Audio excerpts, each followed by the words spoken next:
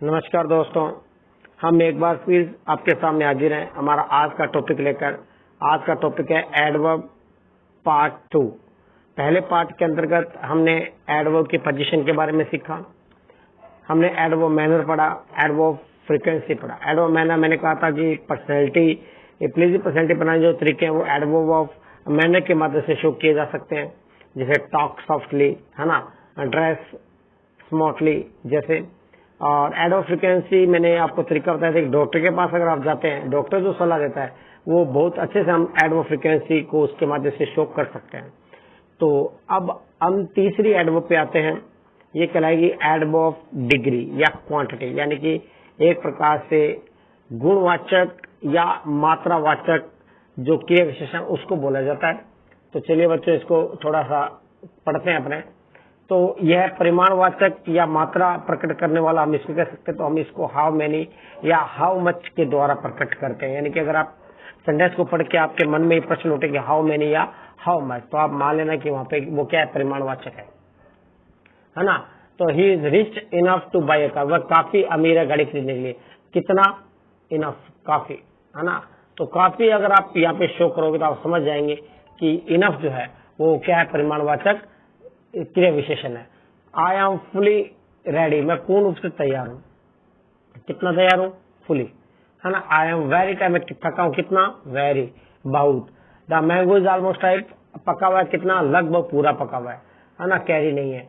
He is nearly exhausted, वह क्या है, थका हुआ है, नियरली मतलब लगभग थका हुआ है, पूरा थका हुआ है वो, पूरा तो नहीं पर लगभग। ही इज पार्टली राइट, वह ठीक है लेकिन पूरा ठीक है नहीं है। तो आप समझ में आ गए कितना हाउ मच या हाउ मैनी के माध्यम से शो करते हैं, है ना। लेकिन ये इस तरीके पता, मैं इसको एग्जाम्पल के माध्यम से शो करना आपको पता ज्यादा पसंद करता हूँ बताने की बजाय। आप अच्छे से मेरा तरीका समझते भी हैं। तो चलिए मैं अपना एग्जाम्पल अपने तरीके से आपको देना पसंद करूंगा। तो सी फ्रॉम माई साइड आप देखेंगे कि आई एम, मैं इसको जो शो करने एक मेरे खुद के एग्जाम्पल के माध्यम से शो करना पसंद करूंगा कि I am doing my best to make you understand this topic of adverb. मैं बहुत प्रयास कर रहा हूँ आपको ये एडवर्ब समझाने के लिए, but how much do you understand it is up to your capacity. कितना समझे आप, ये आपकी कैसे डिपेंड करता है। डेडिकेशन, आप कितना डेडिकेटेड, समर्पित हो, उस पर डिपेंड करता है। योर प्रीवियस नॉलेज है, कितना वो पहले का इसके बारे में ज्ञान है, उस चीज पर ये क्या करता है, डिपेंड करता है ना। तो मैं अब अपनी बात जो है, ये बातें मैं अब आपको एडवर्ब्स का यूज करते हुए बताऊंगा कि if you are getting everything, यदि सब कुछ आपको मिल रहा है, then you are fully satisfied. तो फुली जो है वो एडवर्ब डिग्री है, आप पूर्ण से सेटिस्फाई हैं।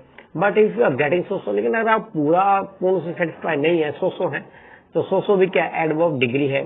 Then you are partially satisfied, partially है, पूर्ण से नहीं है, तो पार्शियली क्या एडवर्ब डिग्री है। And if you are getting not at all, then read this topic once more, एक बार फिर पढ़िए आप इसको। A teacher can make you understand almost or nearly. एक टीचर आपको लगभग बताने का प्रयास कर सकता है लेकिन पूर्ण रूप से तो नहीं। If you want to understand, मतलब want to understand, totally के एडवर्ब डिग्री है। And wholly, then you must be a fairly good student. आपको अच्छा विद्यार्थी बनना पड़ेगा, है ना। To lazy and entirely dependent student is prone to failure. और बहुत आलसी और लगभग दूसरे डिपेंड, तो वो हमेशा क्या रहता है, उसके संभावना रहती है सफल होने की। ऑन द अदर हैंड, दूसरा self motivated student is always very happy and quite relaxed because he practices so much that the practice itself teaches him more than enough. Now please don't talk for more traditional examples, otherwise I will get rather annoyed. अब कुछ आप ये traditional तरीके इस्तेमाल ना करें वरना मैं आपसे नाराज होऊंगा। जितने रेड आपको यहाँ मार्क दिख रहे हैं, रेड वर्ड लिखे हुए दिख रहे हैं, ये सब क्या है, एडवर्ब डिग्री है। तो मैंने आपको सलाह दी एडवर्ब नामक टॉपिक को पढ़ने की, जो सलाह दी है मैंने मेरी तरफ से आपको, किस किस आपको पढ़नी है, आलस करोगे तो फेल हो जाओगे, ये हो जाएगा। तो जो मैंने आपको सलाह दी यहाँ पर, वो सारी मैं किसके माध्यम से शो करता हूँ, एडवर्ब डिग्री के माध्यम से शो कर सकता हूँ। तो आप एग्जाम्पल पढ़ लें, मतलब आपको एडवर्ब डिग्री समझ में आ जाएगी मेरे प्यारे बच्चों। चलते हैं, अगला देखते हैं।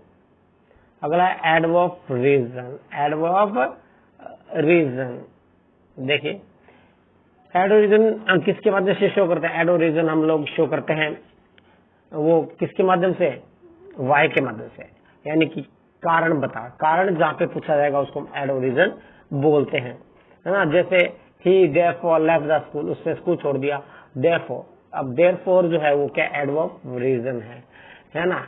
ही is hence unable to go, वह जाने में क्या असक्षम है, हेंस इसलिए, तो हेंस जो है, देयरफॉर जो है वो क्या एडवर्ब रीजन है। रीजन को शो करने के लिए हेंस का प्रयोग करते हैं, बिकॉज का प्रयोग करते हैं, देयरफॉर का प्रयोग करते हैं, सो का प्रयोग करते हैं, है ना। She therefore refuse to go, यहाँ पे फिर देयरफॉर आ गया, therefore give me 2 days holiday, है ना, देयरफॉर। तो ये देयरफॉर, ये मैं आपको एडवर्ब बता दी कौन कौन से इसके अंतर्गत आते हैं। चलिए आगे बढ़ते हैं। Adverb reason are 5 to 10 limited words.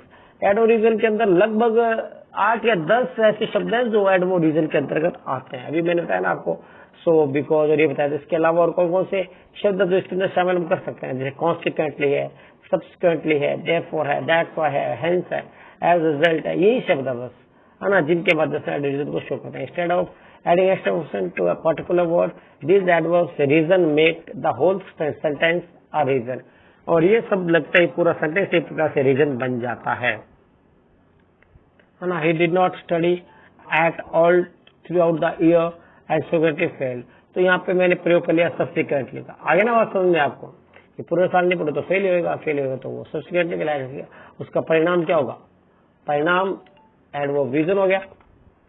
Here the word subsequently is telling the result of studying, तो यहाँ पे सब्सिक्वेंटली शब्द जो है वो परिणाम बता रहा ना, मैंने अभी बताया आपको। It is adding an extra information of reason to the whole sentence, पूरे सेंटेंस किसका प्रभाव पड़ रहा है, और पूरे सेंटेंस में रीजन को इसने क्या कर दिया, ऐड कर दिया। वंस देयर वाज अ, अब मैं इसको आपको थोड़ा सा अपने पुराने जो 80 और 90 के दशक में जो एप्लीकेशन लिखते थे, मैं वो थोड़ा सा इसके अंदर लूंगा, और लगभग बच्चे वही मानते हैं वो सारा सही था यार, ये था वो था, है ना। तो मैं उन दो एप्लीकेशन को उठाता हूँ यहाँ पर एडवर्ब रीजन को समझाने के लिए। जैसे आपने देखा होगा बच्चे अक्सर 80 और 90 के दशक के अंदर लगभग झूठ बोलते, शायद मैंने भी किया होगा, मैं ये नहीं कहता कि मैंने नहीं किया होगा। वो 80-90 में जब बच्चा स्कूल नहीं जाना चाहता था तो वो क्या करता था, या स्कूल घर से तो निकल गया, स्कूल निकल गया, स्कूल में मन नहीं लग रहा, तो वो बच्चा 2 ही एप्लीकेशन लिखता था। अच्छा, टीचर्स भी 2 ही करवाते थे, शायद मुझे भी 2 ही करवाते थे, मेरे टीचर को गवर्नमेंट स्कूल उसमें पढ़ा हुआ हूँ, है ना। तो उन्होंने मुझे, जब मेरा मन नहीं होता था स्कूल में एप्लीकेशन था, एक तो यार मुझे कोई जरूरी काम है, मम्मी पापा ने बुलाया, आजकल तो फोन वगैरह सुविधा है, उस समय 1998-99 में शायद फोन की सुविधा हमारे पास, मोबाइल वगैरह नहीं हुआ करते थे, टीचर फोन करके नहीं पूछ सकते थे, है ना। अभी सच है झूठ, तो हम क्या साइन करते थे, एप्लीकेशन देते थे, टीचर को दे दे, टीचर भेज देता था घर पे, और वो सच है झूठ किसी प्रकार से। आजकल तो क्या है, टीचर सीधा फोन पे पूछ लेते हैं घर पे। दूसरा, अगर मान लो फीस वगैरह है तो फीस वगैरह के लिए अक्सर एप्लीकेशन लिखते थे, प्रिंसिपल के नाम पे भी हमारे माता पिता गरीब हैं, हम आपकी फीस नहीं दे सकते। तो ये 2 एप्लीकेशन काफी ज्यादा पॉपुलर थी उस समय, तो उन 2 के माध्यम से आपको ये शो करना पसंद करूंगा, शायद बेटर अच्छे समझ में आ पाएगा। तो देखिए, है ना, परिणामवाचक जो ये आपकी एडवर्ब है, इसको समझाने के लिए मैं 2 एप्लीकेशन का यूज करूंगा कि once there are time when 2 application for sick leave or fee concession would be very popular. These applications during 80-90 did not let the student think openly. ये एप्लीकेशन के कारण शायद हम ज्यादा सोच भी नहीं पाते थे उस समय openly. Moreover they made them liar, और हम बिल्कुल, मैंने कहा था ना कि ये 2 सच झूठ का कुछ पता नहीं चल जाता था, तो अक्सर हम झूठ भी बोल जाते थे भी, हमें नहीं पढ़ना होता था, स्कूल में नहीं पढ़ना था, या मान लो को टीचर फोड़ने वाला होता था तो यार आधी छुट्टी से पहले निकल जाते थे, है ना। तो अक्सर ऐसे झूठी तरीके हम लोग अपनाते थे, तो हमें लायर भी बनाता था। इस बात को स्वीकार करने में मुझे कोई प्रॉब्लम नहीं है यहाँ पे, या मुझे कोई शंका नहीं कि मैंने नहीं किया होगा। तो moreover they made them liar and also demoralize them. 6ठी से 8वीं क्लास तक तो ऐसा ही करते थे हम लोग। These applications were enough and to spare, they confined the thinking or students, whatever could be the reason for leave from the school, the students always wrote the 2 crammed sentences. अब देखिए, ज्यादातर हम लोग स्कूल से bunk मारने के लिए 2 ही sentence का इस्तेमाल करते थे। मैं बहुत बीमार हूँ, therefore give me 2 days holidays, मुझे 2 दिन छुट्टी दे दीजिए, तो therefore का प्रयोग कर लिया मैंने यहाँ पे। Even being from well off family, the students wrote, और अच्छे खासे माँ बाप परिवार के बच्चे भी अक्सर ये लाइन लिखते थे कि my father labourer, he can't pay my fee, hence give me fee concession, fees माफ के लिए। शायद मैंने भी ये एप्लीकेशन, मुझे याद आता है कि मैंने 12वीं में शायद ये एप्लीकेशन लिखी थी, और सर मेरे को तो जरूरत भी थी फी कंसेशन की, और मुझे हमारे राठौड़ सर थे, उन्होंने फी कंसेशन पूरा किया भी था, क्योंकि बारे में कुल मिलाकर मार्क्स मेरा अच्छे थे, तो उन्होंने सारा चेकअप करने के बाद कहा था, बिल्कुल जेन्युइन पाया था उन्होंने मुझे। द रिजल्ट वाज दैट और that's why the students could never enrich their writing skill, even these two applications the students would get option, consequently they used to cram only one। कोई भी परिणाम वो एक बताते थे दोनों में से। तो ये था आपका एडवर्ब ऑफ रीजन। चलिए बच्चों अगला पढ़ते हैं, एडवर्ब ऑफ टाइम, कालवाचक है ना। कालवाचक बताते हैं, समय बताता है, ये समय बताते हैं, इन्हें वैन लगाकर ज्ञात किया जाता है। जैसे मोहन कम्स लेट, मोहन कैसे है, लेट आया, तो वैन का प्रयोग कर लिया। आई राइज अर्ली, मैं जल्दी उठता हूँ, कब उठता हूँ, अर्ली, है ना। आई सा हर येस्टरडे, मैंने उसको कब देखा, येस्टरडे, है ना। I have seen her before, मैंने उसको पहले देखा, before. He comes here daily, daily. तो ये सब क्या कहलाएंगी, इनको वैन के माध्यम से शो करें, तो ये क्या कालवाचक एडवर्ब कहलाते हैं, यानी कि एडवर्ब ऑफ टाइम कहलाते हैं। क्या कहलाते हैं, टाइम कहलाते हैं। आई शैल सून रिटर्न, मैं जल्द कब लौटूंगा, सून जल्द लौटूंगा, है ना। There is no sun today, आज कोई भी सूर्य कब नहीं होगा, आज नहीं होगा, है ना। There is no sun today, आज मौसम बरसात वाला होगा। It is healthy to rise too early, तो जल्दी सोना जल्दी उठना क्या कहता है, हेल्दी, स्वास्थ्य है, अच्छा स्वास्थ्य बनाता है। इट कैन नेवर बी, ऐसा कभी हो ही नहीं सकता, है ना। तो यहाँ पे आप समझ पा रहे होंगे कि एडवर्ब नेवर आ गया, लेट आ गया, या यहाँ पे अर्ली आ गया, तो ये एडवर्ब है। एडवर्ब ऑफ क्या कहलाते हैं, ये एडवर्ब ऑफ टाइम कहलाते हैं। एडवर्ब टाइम को मैं यहाँ पर मैं ना एग्जाम्पल में बहुत अच्छे दूंगा आपको समझाने के लिए, जैसे मैनर को दिखाने के लिए मैंने आप देखा था कि मैंने प्लीजिंग परसेंट एग्जाम्पल दे दिया, है ना। आपने देखा दूसरी जो एडवर्ब थी उसको फ्रीक्वेंसी को शो करने के लिए हम डॉक्टर के पास चले गए। तीसरी को हम एडवर्ब किस प्रकार से हमें समझ में आते वो तरीका अपना लिया। अब एडवर्ब टाइम को सिखाने के लिए मैं एक बहुत ही अच्छा मेरे पुराने किसी कॉलेज टाइम के एक लव स्टोरी का एग्जाम्पल लूंगा। मेरा एक मित्र था जो किसी लड़की को प्रेम करता था, है ना, किसी लड़की को चाहता था, तो उसके साथ जो घटित हुआ, मुझे लगा कि शायद एडवर्ब ऑफ जो है ये टाइम, इसको शो करने का शायद सबसे अच्छा तरीका वो लव स्टोरी हो सकती है। तो मैंने यहाँ पर आपको एडवर्ब ऑफ टाइम बताने के लिए एक लव स्टोरी जो मेरे फ्रेंड के साथ कॉलेज टाइम में घटित हुई थी उसका सहारा ले रहा हूँ, और उम्मीद करता हूँ बहुत अच्छे से आपको शायद समझ में, अगर थोड़ा सा आप दिमाग लगाएंगे तो शायद आपको ये समझ में भी बहुत अच्छे से आ जाएगी मेरे प्यारे बच्चों, है ना। चल देखिए कि I liked a girl very much, कि मुझे क्या था, मैंने मेरे मित्र ने जो बताया मैं यहाँ पे केवल आपको नरेट कर रहा हूँ, है ना। तो मैं यहाँ पर एक नरेटरी बनाऊं, मैं मेरे मित्र के शब्दों में बोल रहा हूँ आपको कि I liked a girl very much but because of some misunderstanding we departed from each other. ये लड़की को पसंद करता था मेरा मित्र, उसने मुझे बताया कि वो पसंद करता था, और कोई कारणवश कोई गलतफहमी की वजह से क्या हो गए, वो एक भी अलग हो गए। Over a period of 2 years, 2 साल बीत गए। आई लाइक अ मिस्टेक, और मुझे थोड़ा सा गलती में महसूस हुआ। आई सेड टू हर, मैंने उसको I want to meet you, तो मिलने तो मुझे कि उसने कहा, उस लड़के से कहा जाके कि मैं आपसे मिलना चाहता हूँ।